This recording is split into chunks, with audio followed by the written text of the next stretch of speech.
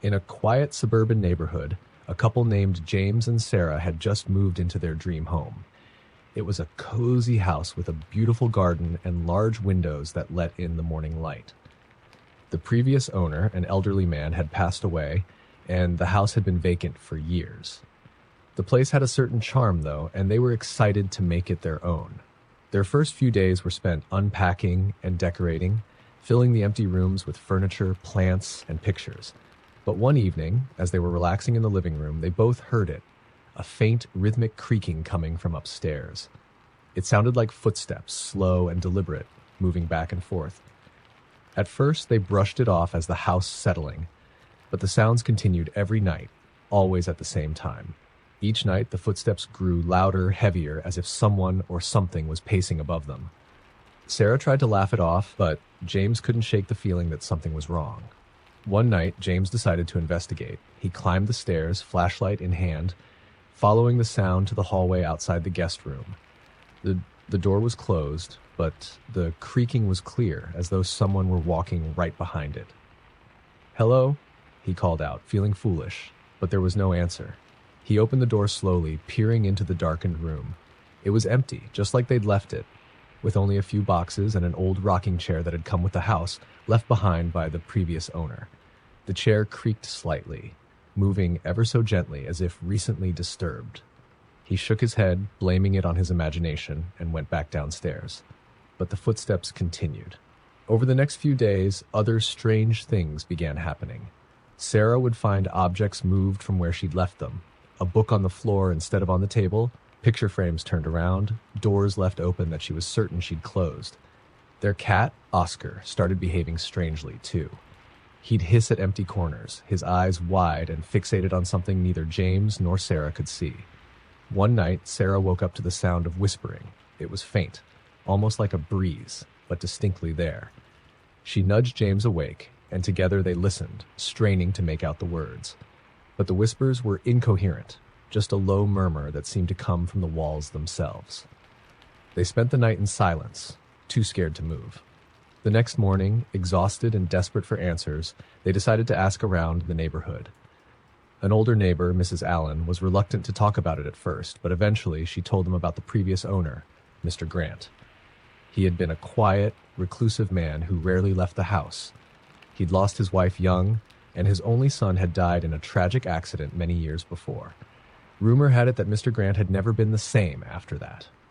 He'd spent his final years shut away in the house, talking to people who weren't there, pacing the halls as if looking for something or someone. He said he could still hear his son's voice, Mrs. Allen whispered, her voice barely audible. And sometimes I think he was right. Some say his spirit never left that house. Disturbed, but still skeptical, James and Sarah returned home, determined to ignore the stories. But that night, as they lay in bed, they heard it again, the footsteps, heavy and slow, pacing up and down the hallway outside their bedroom. And then the door creaked open. James sat up, his heart pounding, as a shadow appeared in the doorway. It was tall and dark, vaguely humanoid, but wrong, its shape shifting slightly as it stood there, watching them. James reached for his phone to call for help, but the screen was dead. The shadow took a step closer, its figure flickering like a dying flame. "Leave," a voice hissed, barely above a whisper, echoing through the room. Terrified, they both scrambled out of bed, running down the stairs and out of the house. They spent the night in their car, parked across the street, unable to bring themselves to go back inside. The next morning, they decided to confront the entity, desperate for answers. Armed with sage, a crucifix, and a determination to cleanse their home, they entered the house. The air was heavy, oppressive, and as they moved through the rooms, the feeling of being watched intensified. Finally, they reached the guest room, where it all seemed to originate. James stepped forward, holding the sage, but as he did, the rocking chair began to move on its own, creaking as it rocked back and forth, and then they heard it. A faint, sorrowful whisper. "Where is he?" The voice was filled with anguish, an endless, aching sorrow. It was the voice of a grieving father, searching for his lost son. "Please, where is he?" They stood there, frozen, as the air grew colder, the whispers surrounding them. Desperate, Sarah whispered, "He's gone. You need to go too." The rocking stopped, and for a brief moment there was silence. But then a piercing wail filled the room, a scream of raw grief that shook the walls and rattled the windows. They backed away, covering their ears as the sound grew louder, filling every inch of the house. Then, as suddenly as it had started, the noise stopped. The air felt lighter, the house eerily still. They stood there, waiting, but the whispers were gone, and the footsteps never returned. They stayed in the house, relieved but haunted by what they'd experienced. Some nights, when the wind was just right, they could almost hear it. A faint, sorrowful whisper carried on the breeze. But they never spoke of it, and they never went near the rocking chair again. It sat in the guest room, perfectly still, as if waiting for someone to come back. And in the quietest hours of the night, they could almost see a shadow sitting there, rocking gently back and forth, searching for someone it could never find. Alyssa's grandmother had passed away recently, leaving her the old family farmhouse. The house had been in the family for generations, an old Victorian structure nestled on the edge of the woods, secluded from the rest of town. Alyssa didn't particularly want to live there, but it was rent-free, so she packed her bags and moved in. The first few days were uneventful. She spent her time cleaning out her grandmother's belongings, exploring the many rooms, and getting used to the creaks and groans of the old house. But on the fourth night, strange things began to happen. She'd been lying in bed, just drifting off to sleep, when she heard it, a faint rhythmic sound coming from downstairs. It was like someone softly tapping on wood. She ignored it, chalking it up to the house settling, but it was hard to sleep with that soft, insistent tapping echoing through the silence. The next morning, she checked the house but found nothing out of place. But that night, the tapping returned, only louder, more insistent, as if it were right outside her bedroom door. She lay there, holding her breath, telling herself it was just her imagination, until eventually it stopped. On the third night, Alyssa was preparing for bed when she heard a faint whisper. She froze, her heart pounding as she strained to listen. It was barely audible, a soft, rasping voice that seemed to come from the walls themselves, like someone was murmuring on the other side. "Help me." She searched the whole house, but there was no one there. She considered leaving, but something compelled her to stay. Maybe it was the mystery of it, maybe a lingering attachment to her grandmother, or maybe just plain curiosity. Whatever it was, she decided to try and sleep again, though sleep didn't come easily. The following night, the whispers returned, louder this time, accompanied by a scratching sound like nails on wood. "Help me," the voice pleaded again, its tone desperate and sad. Alyssa's skin crawled as she lay there, paralyzed with fear, trying to ignore the voice. But then the whispers began to change. They grew colder, more urgent, the pleading replaced by something darker. "Why did you come back?" it asked, voice low and angry, echoing through her bedroom. The scratching grew louder, more frantic, as though something was trying to claw its way out of the walls. Alyssa sat up, heart racing, and turned on the light. She couldn't see anything, but the sound was still there, relentless and furious. Then she remembered something her grandmother had told her long ago, something she'd always thought was just an old family tale. Her grandmother had once mentioned a hidden room in the house, a small space between the walls where no one was allowed to go. As children, she and her siblings had called it the cold room because it was always unnaturally cold, even in summer. Her grandmother had warned them all never to go near it, never to try and open it. But Alyssa had to know. She left her bedroom, flashlight in hand, and began searching the hallway, listening for the source of the sounds. The tapping and scratching led her down a narrow hall where she found an old, warped door she'd never noticed before. It was slightly ajar, revealing only darkness beyond. She hesitated, but then the whispers started again, louder and more insistent. "Come closer." Against her better judgment, she pushed the door open and stepped inside. The room was freezing, colder than any place in the house. Her breath misted in front of her as she shone the flashlight around, revealing dusty shelves, peeling wallpaper, and an old wooden chair in the center of the room. But something was off. The walls were scratched, deep gouges running along the plaster, as if someone had been clawing to get out. The whispers grew louder, filling her ears until it was almost deafening. Then she noticed something on the floor near the chair, faded, brittle bones, wrapped in what looked like an old moth-eaten dress. Her stomach twisted as she realized what she was looking at, a skeleton. Its bony fingers stretched toward the door, as if it had died trying to escape. Before she could process it, the door slammed shut behind her, plunging her into darkness. She felt a presence in the room, cold and furious, its icy breath brushing against her neck. She tried to turn, but she couldn't move, couldn't scream. The whispers grew louder, filling her head until they were all she could hear. "Why did you come back?" It hissed, voice filled with rage. "I waited, and you left me to die." Alyssa managed to break free and stumbled toward the door, pulling at the handle, but it wouldn't budge. The whispers were everywhere, filling her ears, her mind, until she felt like she would go mad. She screamed, pounding on the door, desperate to escape. And then, just as suddenly as it had begun, the room fell silent.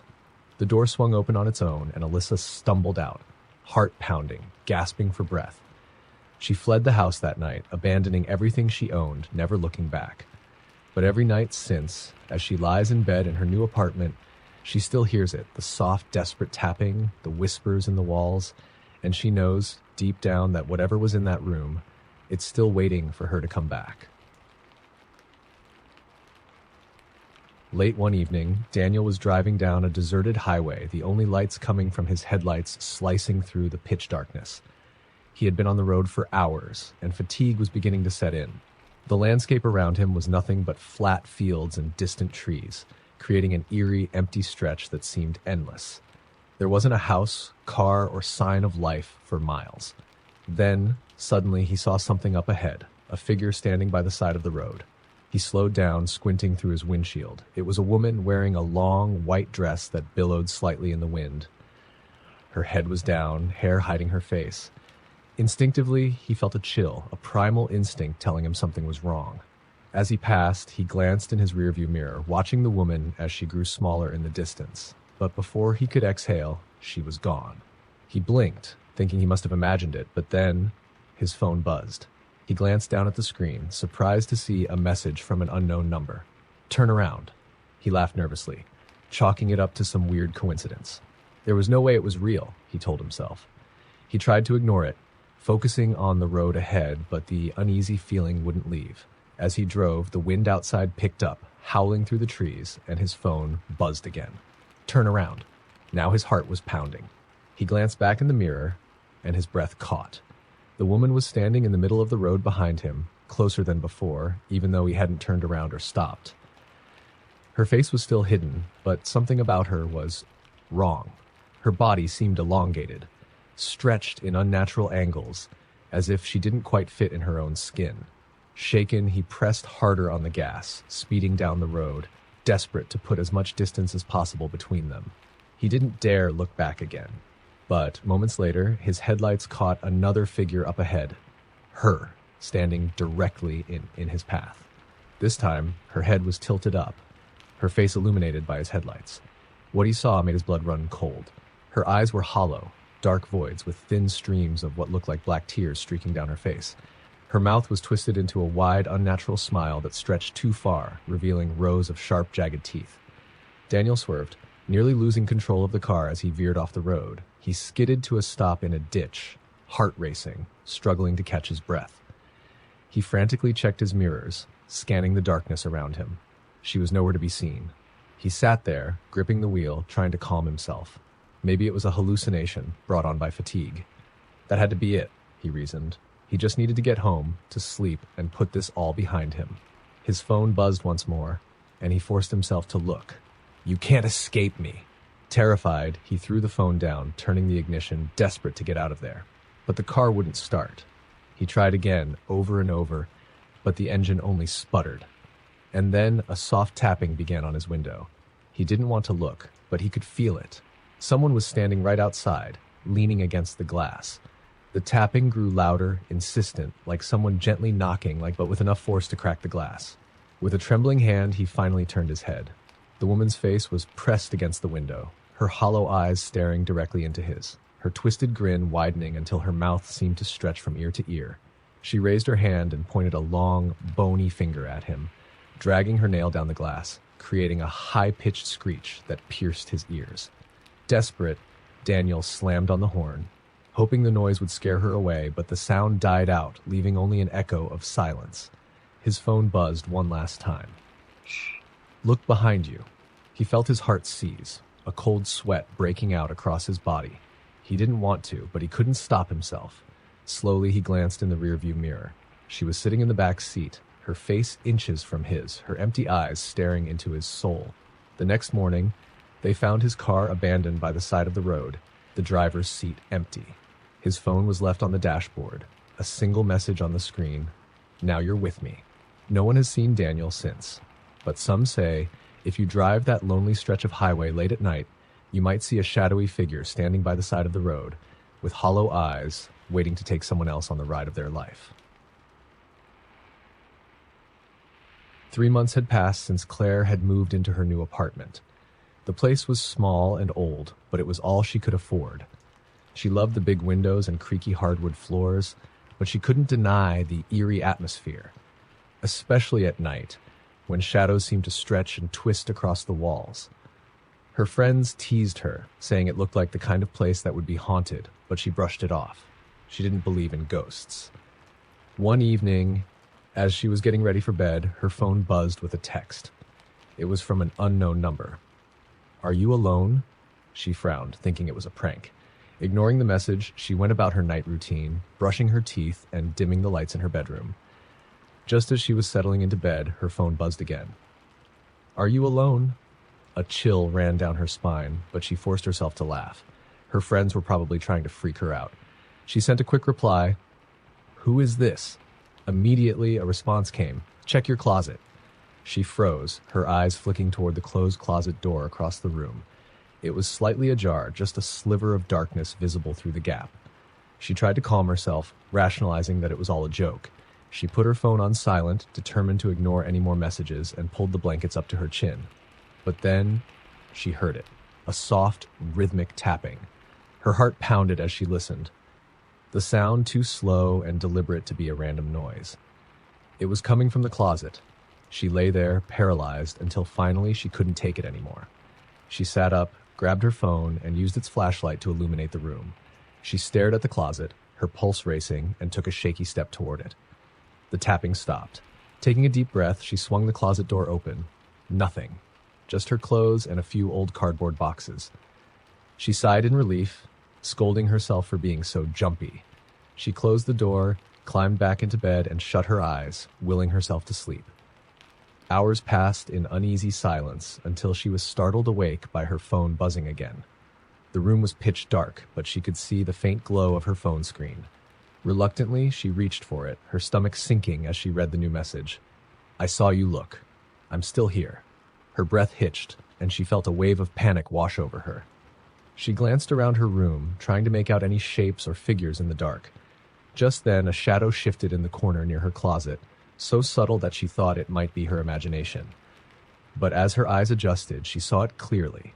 A tall, thin figure standing perfectly still in the corner, partially hidden by shadows. Her hand flew to her mouth to stifle a scream as the figure slowly moved toward her, a twisted smile faintly visible on its pale, angular face. She scrambled backward, pressing herself against the headboard, her fingers fumbling with her phone as she tried to dial 911. But before she could make the call, her phone buzzed with another message. Screaming won't help. The figure was closer now, standing at the edge of her bed. She could see its eyes, dark, hollow pits that seemed to suck in all the light around them. Her body was frozen in terror, unable to move or look away. Then, without a sound, the figure leaned forward, bringing its face inches from hers. Its breath was cold, sending shivers down her spine. It opened its mouth, whispering in a voice so soft it was barely audible, yet filled with malice. "You're never alone." In an instant, the room went dark. The lights, her phone, everything went out, plunging her into pitch blackness. The next morning, her friends found her curled up in a corner, clutching her phone, her face pale and blank. She couldn't speak, couldn't move. And when they looked at her phone, they saw one last message left on the screen. "I like it here. I think I'll stay." To this day, no one knows what she saw that night. But sometimes, late at night, the neighbors report hearing soft, rhythmic tapping sounds coming from her empty room. In a small, forgotten town, there was an old, abandoned hotel that locals had long warned people about. It was known as the Hollow Inn. and the story went that anyone who dared to spend the night there never came back quite the same. Some were never seen again at all. Ethan and his friends, thrill seekers with a taste for ghost stories, decided they'd spend a night there to test the legend. They laughed off the warnings from the townsfolk and treating them as nothing more than spooky stories meant to keep kids out of trouble. But as they walked up to the inn that night, even their laughter felt hollow in the cold, stagnant air surrounding the place. The hollow inn loomed over them, its paint long faded, windows shattered, and doors hanging loosely on rusted hinges. As they stepped inside, a stale, suffocating air settled over them, thick with the scent of mildew and something else, something metallic and sickly sweet. But what struck Ethan most was the silence. Not just the absence of sound. No hum of insects, no creak of wood settling, no distant noise from the town. It was as if the place itself was absorbing every sound they made. They set up their sleeping bags in what had once been the lobby, joking and trying to keep each other's spirits up. But as the hours wore on, an oppressive feeling began to settle over them. The walls seemed to close in, and strange noises, faint footsteps, whispers from nowhere, echoed through the empty halls. Around midnight, Ethan noticed something peculiar. The grand clock above the lobby doors, which had been broken for decades, began to tick. Softly at first, then louder, each tick reverberating like a heartbeat, echoing through the empty inn. The clock's hands moved, slow but certain, creeping toward midnight. "Do you guys hear that?" Ethan asked, but his friends were staring at something else. Across the lobby, the dusty glass doors to the dining hall had swung open, though no one had touched them. A dim, flickering light glowed from within, casting long, twisted shadows across the floor. Curiosity got the better of them, and they walked toward the dining hall. The room was cold, colder than the rest of the inn, with frost forming on the long-forgotten tables and chairs. At the far end of the room, they saw a figure standing with its back to them. It wore an old-fashioned suit, like something from a bygone era, and stood unnaturally still. "Hello?" Ethan called out, his voice trembling, though he tried to keep it steady. The figure didn't respond. Slowly it turned, and as it did, Ethan felt his blood run cold. The man's face was blank. No eyes, no mouth, just a smooth, featureless mask of pale skin stretched tight. Yet somehow Ethan could feel it watching him, studying him with a cold, malevolent intelligence. One of his friends screamed, but before any of them could move, the figure began to walk toward them, its movements slow and deliberate, with an eerie grace. They turned and ran, but no matter which hall they chose, no matter how many stairs they climbed, they couldn't escape. Every turn, every shadow, every echo led them back to the dining hall, where the blank-faced figure waited, watching them. Finally, they found themselves back in the lobby, where the clock had stopped. Midnight. The front doors, which had been wide open when they'd arrived, were now bolted shut. They pounded on them, shouting, but it was no use. Then Ethan noticed something even worse. His friends, standing next to him, their faces were wrong. They were becoming blank, featureless, like the figure in the dining hall. Their eyes faded, their mouths disappeared, leaving them as empty, expressionless shells. Panicked, Ethan turned to run, only to see a mirror in the corner of the lobby. He stumbled toward it and froze. His own face was beginning to blur, his features fading. He reached up, touching his skin, feeling it smooth over, sealing his mouth, his nose, his eyes. He tried to scream, but no sound came. The last thing he saw before everything went dark was the reflection of the empty, hollow-eyed figure in the dining hall, watching him with a twisted smile, its face now bearing a perfect replica of his own. The next morning, the locals found the inn empty, as they always did. The only new thing was a framed photograph hanging in the lobby, showing Ethan and his friends with blank, hollow faces, standing in the dining hall of the Hollow Inn. Matt was a night watchman at an old, historic cemetery, the kind that had long, winding pathways and headstones so old that the names had eroded away. It was a job he didn't mind, quiet and predictable. Every night he'd make his rounds with his flashlight, strolling past the worn graves and listening to the wind rustle through the overgrown trees. But one evening, the night turned unsettling. He was patrolling near the far side of the cemetery when he spotted a strange glow. At first, he thought it was the reflection of his flashlight on something, but as he approached, he saw a faint bluish light emanating from a headstone. The grave itself looked weathered, nearly swallowed by ivy and moss, but he could just make out the date, 1854. Matt felt a chill. He'd worked there for years and knew that graves didn't just glow, but against his better judgment, he stepped closer. As he did, the light faded away, leaving the headstone cold and dark once more. Trying to shake off his nerves, he continued his rounds, but the chill from the grave seemed to cling to him. Then he heard it, a faint, shuffling sound from somewhere behind him. He turned, swinging his flashlight across the graves, but saw nothing. The cemetery was still. He kept walking, but the sound started again, closer this time, like footsteps dragging through the grass. He spun around, scanning the area, but there was no one in sight. "Hello?" he called, his voice wavering. Silence. He continued on, but he could feel something watching him, lurking just out of sight. His heart pounded as he tried to keep calm. But then he heard something else, a voice, low and hoarse, barely above a whisper, coming from behind a nearby mausoleum. "Help me." Matt froze, every instinct telling him to run. But he was alone, miles from any other help, and someone could be hurt or lost. Summoning his courage, he approached the mausoleum, his flashlight trembling in his grip. As he rounded the corner, his beam fell on an old wooden coffin, leaning up against the wall as if someone had left it there long ago. The lid was slightly ajar, and the voice came again, softer this time. "Help me. Please."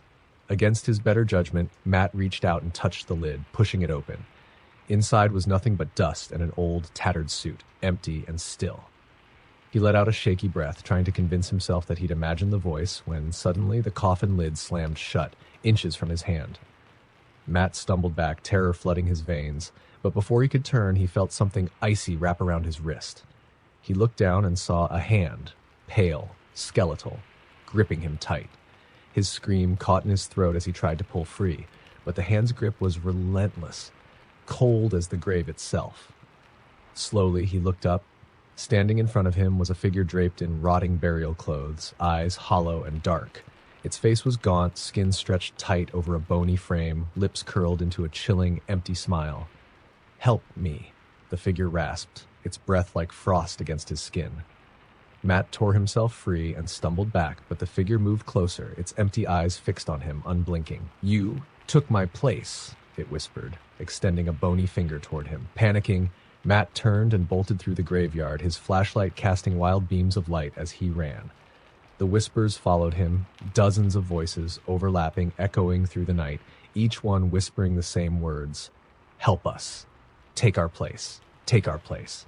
He finally reached his small watchman's office and locked the door behind him, heart racing as he tried to catch his breath. But when he turned, he froze. Every surface of the office was covered in dust, and handprints, hundreds of them, pressing in on him, covering the walls as if something had been clawing to get out. Then his flashlight flickered, and for a brief, horrible moment, he saw his reflection in the office window. But it wasn't his face staring back. The gaunt, skeletal face of the figure from the coffin was grinning at him from the glass, lips mouthing the same words over and over, "Take our place." The next morning, his coworkers found his office empty, his flashlight lying in the middle of the cemetery, its beam shining on the old grave from 1854. No one ever found Matt, but late at night, they say you can still hear him whispering, calling from somewhere deep among the graves, begging to be let out, to be saved from the place he'd been dragged into. Beth and her sister Lily had always been close, so when Lily called one night, whispering frantically that someone was in her house, Beth didn't hesitate. She grabbed her keys and sped down the empty streets toward Lily's secluded cabin, her heart pounding with worry. It was pitch dark when she arrived, her headlights casting eerie shadows over the surrounding trees. The cabin looked quiet, almost too quiet, as though it was holding its breath. She called Lily's phone, but it went straight to voicemail. Nervously, she knocked on the door, then called out, "Lily?" No answer. She pushed the door open and stepped inside.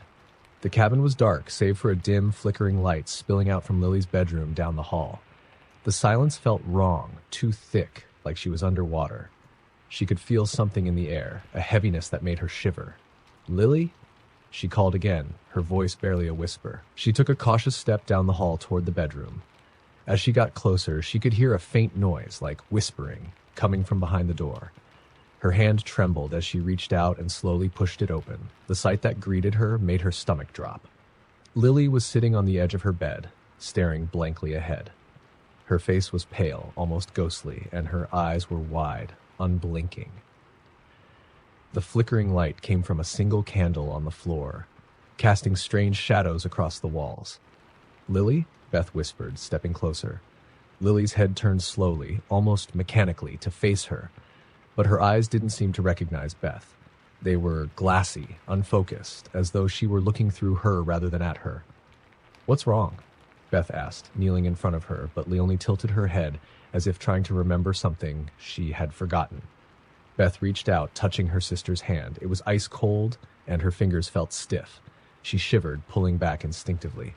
That's when she noticed something strange. Black marks on Lily's wrists and neck, like bruises in the shape of fingers. Her heart sank, a feeling of dread creeping over her. "Lily, who did this to you?"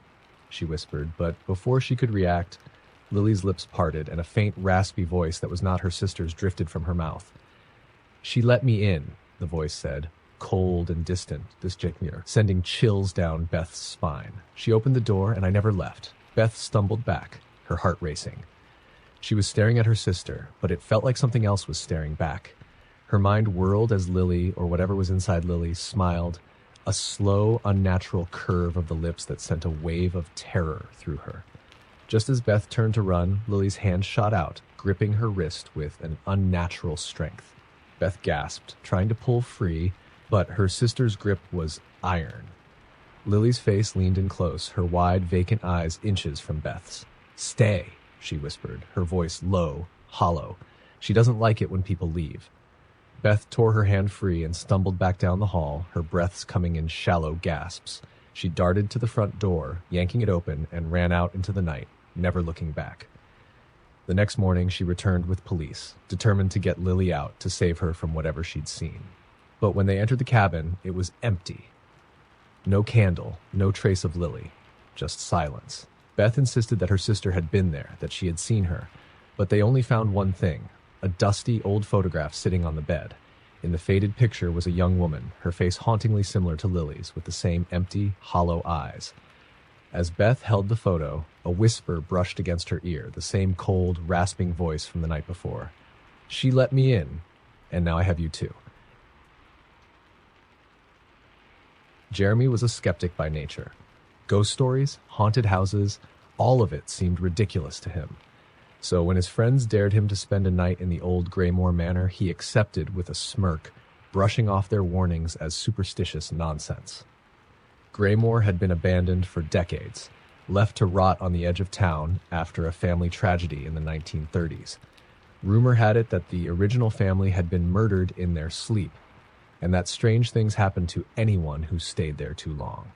But Jeremy didn't believe in curses, so he packed a flashlight, some snacks, and set out for a night he thought would be no more than a boring adventure.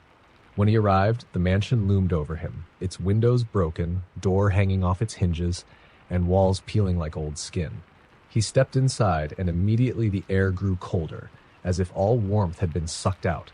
His flashlight flickered, casting long shadows that twisted and seemed to shift on their own. Jeremy wandered through the crumbling halls, brushing off the creaks and groans of the house as age settling in. But when he entered the parlor, he stopped in his tracks. The fireplace, dark and unused for decades, flickered to life with a low, smoldering flame. Jeremy took a step closer, heart pounding, and felt the temperature drop even further, a chill sinking into his bones.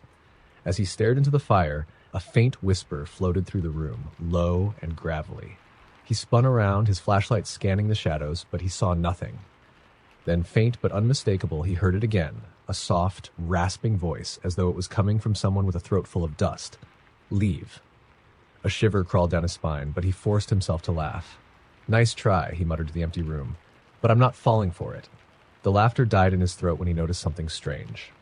In the dust on the floor, he could see footprints. They weren't his. He had just walked in, and these prints were older, wider, like they belonged to someone else. They led down a narrow hallway and vanished at the base of a door that he hadn't noticed before. Against his better judgment, he followed them. When he reached the door, it swung open on its own, revealing a small, decayed bedroom. The smell hit him first, a foul, musty stench like rotting wood, and something else, something far worse. His flashlight beam fell across the room and landed on the bed. Jeremy froze. There was a figure lying on it. The shape was obscured, wrapped in old, tattered sheets, its face hidden in shadow. But Jeremy could see its mouth, wide open in a silent scream, lips cracked and peeling as though it had been screaming for years. He stumbled back, heart pounding, but as he turned to leave, he heard it again. The same raspy whisper, only this time it was louder, angrier. "You shouldn't have come." Suddenly, the door slammed shut behind him. He pounded on it, desperate to get out, but it wouldn't budge. In the silence, he heard movement behind him, the slow, creaking sound of someone or something sitting up. He didn't dare turn around.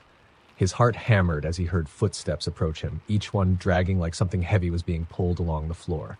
A hand, cold, stiff, with fingers that felt like brittle twigs, clamped onto his shoulder. He tried to scream, but his voice caught in his throat.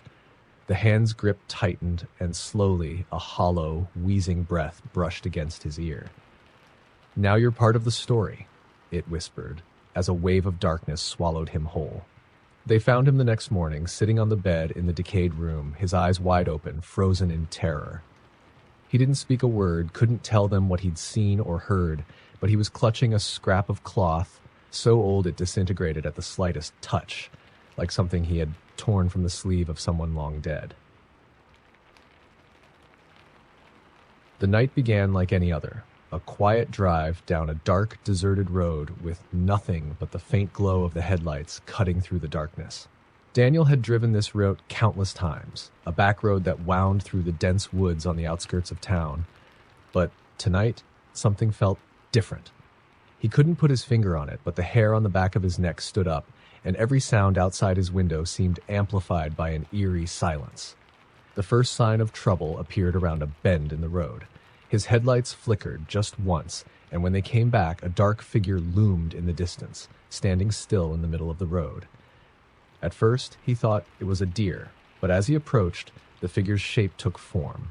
A person, standing impossibly still, dressed in tattered, old-fashioned clothing, their face turned downward so he couldn't see their eyes. Daniel slowed, debating whether to roll down his window to ask if they needed help or just drive around. Something in him, some primal instinct, told him to stay put, not to interact. But just as he thought he could carefully maneuver around, the figure's head snapped up with an unnatural jerk. Dark, empty eyes locked onto his, voids that swallowed the light and his courage along with it. Before he could react, the figure vanished, dissipating into thin air like a wisp of smoke. Daniel's heart pounded as he scanned the road ahead and checked his rearview mirror, but there was nothing. The road was empty, silent once more. Shaking his head, he tried to brush it off as exhaustion or some trick of the night, and he pressed the gas, eager to get home. But that wasn't the end. Just as he was starting to relax, his car jolted with a sudden impact. He slammed on the brakes, heart racing, and jumped out, half expecting to see a deer or some fallen branch. But the road was empty. There were no signs of an accident, no blood or animal carcass, just the cold, quiet night stretching out around him. He climbed back into the car, trying to shake the feeling that he was being watched, that something was lurking just beyond the edges of his vision. As he turned the key, his headlights flickered again, and he saw them. Dozens of shadowy figures lining both sides of the road, each one staring, unmoving, their faces blurred, but their empty, soulless eyes unmistakable. He tried to reverse, but his car wouldn't budge. The engine whined and sputtered, refusing to obey. And then, as if synchronized, the figures took a step forward, then another, advancing on him, silent and steady. Panic clawed at him as he fumbled with his phone, trying to call for help, but there was no signal, just static. The figures closed in, surrounding his car, their dark eyes pressing against the glass, faces close but never clear, blurry shapes with hollow expressions. Daniel tried to scream, to bang on the horn, but his voice wouldn't come, as if the weight of their presence had stolen the very air from his lungs.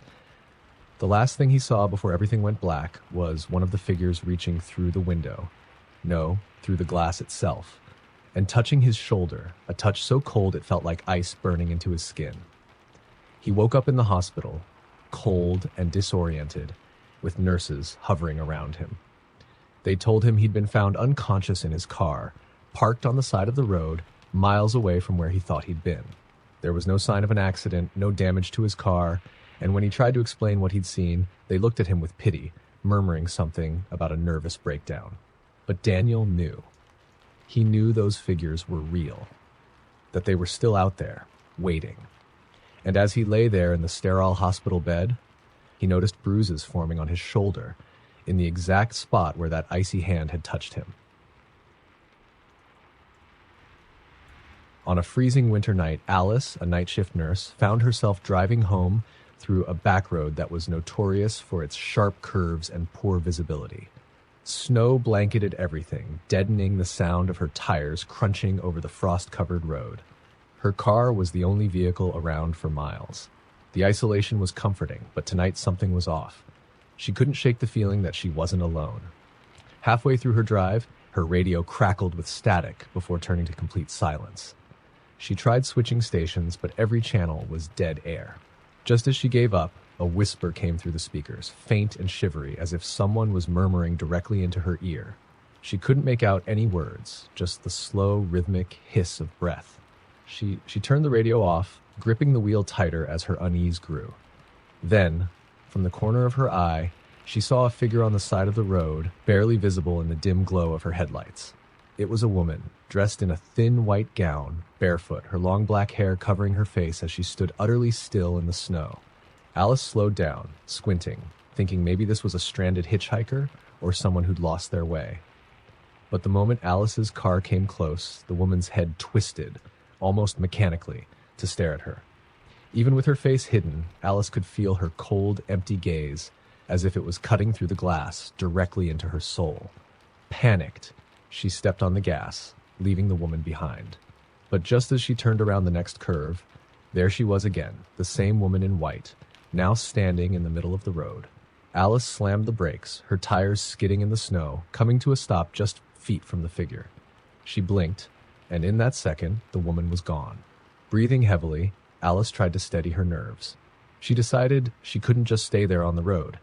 She started moving slowly, scanning the darkened trees, her eyes flicking to the rearview mirror every few seconds. That's when she saw her, the woman, sitting in her back seat, head tilted at an unnatural angle, her cold, empty eyes glaring directly at Alice. Alice's scream caught in her throat as she swerved off the road. Her car slid on the ice, veering into the trees before crashing to a stop against a snowbank. She was jolted forward, her head hitting the steering wheel, but she managed to open her eyes, blood trickling down her forehead. The back seat was empty. There was no one there. Shakily, Alice climbed out of the car, clutching her phone to call for help. She glanced around, half expecting to see the woman nearby. But the road was empty, and the only sound was the wind whistling through the trees. Just as she managed to get a signal, a chilling whisper drifted to her, coming from right beside her ear even though no one was there. "You shouldn't have stopped."